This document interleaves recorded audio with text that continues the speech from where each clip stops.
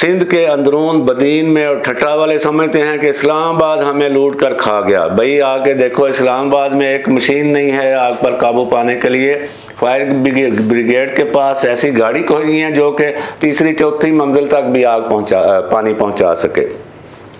अब सामीन नाजरीन, बात यह है कि ये वाक़या जो है ये क्यों हुआ, आग क्यों कर लगी, ये तो कोई ना कोई वो जो इंक्वायरी कमेटी बनी है वो किसी के ऊपर मुद्दा डाल के और इसको हादसा बना के निकल लेगी पतली गली से। लेकिन हमें देखना है कि माजी में क्या क्या हुआ सेंचोरस के हवाले से। मुझे याद है 1 साल पहले ही सेंचोरस इंतज़ामिया को धमकियां मिली थी कि इस इमारत में ब्लास्ट किया जाएगा, और 1-2 अखबारों ने वो ख़बरें शाये की। तो सेंचोरस इंतज़ामिया जो है, जो कि माली एतबार से भी बड़ी ताकतवर है, और चूँकि यहाँ पे बेशुमार अपार्टमेंट्स हैं और उन अपार्टमेंट्स की अक्सरियत जो है, बहुत से अपार्टमेंट जो हैं वो ताकतवर लोगों के पास हैं, या तो उनको औने पौने बेचे गए हैं या उनको वैसे दिए गए हैं कि आप इस्तेमाल करें और अपने भी काम करें और हमारे भी काम निकालें। अब सेंचोरस का जो मालिक है सरदार तनवीर इलियास, वो इस वक्त वज़ीर आज़म आज़ाद कश्मीर हैं, अंदाज़ा कर लीजिए। अब वज़ीर आज़म आज़ाद कश्मीर है एक तरफ, और दूसरी तरफ जो उनके ममनून हैं, जो जिन्होंने अपार्टमेंट लिए हुए हैं, उनमें ताकतवर लोग हैं। ताकतवर लोगों से मुराद अब मुझे खोल के ये बयान करने की ज़रूरत नहीं है कि वो कौन हैं और किन शोबों से हैं और किन महकमों से हैं, वो आप खुद समझ लीजिए। ये लोग कभी भी इस इंक्वायरी कमेटी को इजाज़त देंगे कि वो इस मामले के असल पहलू सामने लेकर आए? कभी भी नहीं, ये मुमकिन ही नहीं है।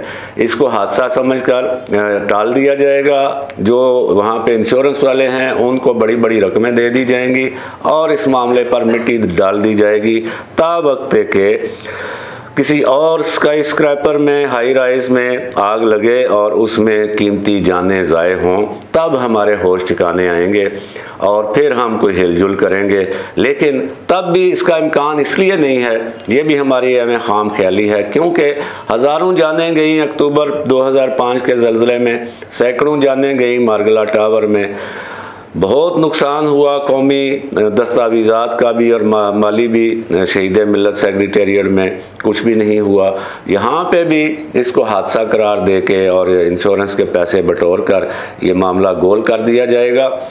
सवाल ये है कि इस्लामाबाद इंतज़ामिया, क्या इस इंतज़ामिया ने कभी ये ज़रूरत महसूस की कि सेंचोरस समेत जितने यहाँ पे हाई राइज हैं उनको चेक कर सकें हर 6 महीने बाद कि वहाँ पे आग बुझाने का क्या इंतज़ाम है, वहाँ पे एमरजेंसी रेस्क्यू का क्या इंतज़ाम है। और ख़ुद उन हाई राइज की जो इंतज़ामिया हैं उन्होंने कभी कोई एक्सरसाइज की इस हवाले से कि अगर यहाँ पे खुदा न खास्ता कोई एमरजेंसी हो जाए तो हम किस तरह लोगों को रेस्क्यू करेंगे, हम किस तरह आग पर काबू पाएंगे।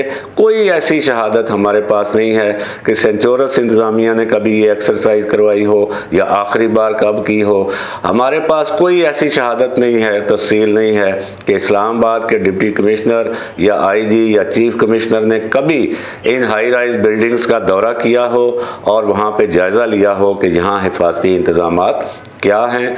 तो अब हमें ये सोचना है कि इन हाई राइज बिल्डिंग्स की इजाज़त कौन देता है, और इसके अंदर जो बाइलाज में जो चीज़ें हैं, जैसे एक वक्त था कि इस्लामाबाद में हाई राइज की इजाज़त नहीं थी क्योंकि ये फॉल्ट लाइन के ऊपर है। अब जब इजाज़त दी गई है तो जो हाई राइज तामीर की जा रही हैं उनमें तामीराती जो कवानीन हैं उनकी कितनी पाबंदी की जा रही है और हिफाजती कवानीन जो हैं वो कितने फॉलो किए जा रहे हैं, ये देखना है इस्लामाबाद इंतज़ामिया को। और प्रेस रिलीज़ें जारी करना और ये कह देना कि कोई जानी नुकसान नहीं हुआ, ये बड़ी आसान बात है, लेकिन अपने फ़राइज़ की सही अदायगी जो है ये एक मुश्किल काम है। इसी मुश्किल काम के लिए आपको डिप्टी कमिश्नर और इंस्पेक्टर जनरल और SP और पता नहीं क्या क्या बनाया जाता है। अपना काम कीजिए, दारुल हुकूमत को कम अज़ कम महफूज बनाइए, नहीं तो ये जो सेफ सिटी का आपने नाम नहाद खोखला नारा लगाया हुआ है इसको बंद कर दीजिए। आज के लिए इतना ही, अपना रखिएगा बहुत सा ख्याल। अल्लाह निगहबान। पाकिस्तान जिंदाबाद।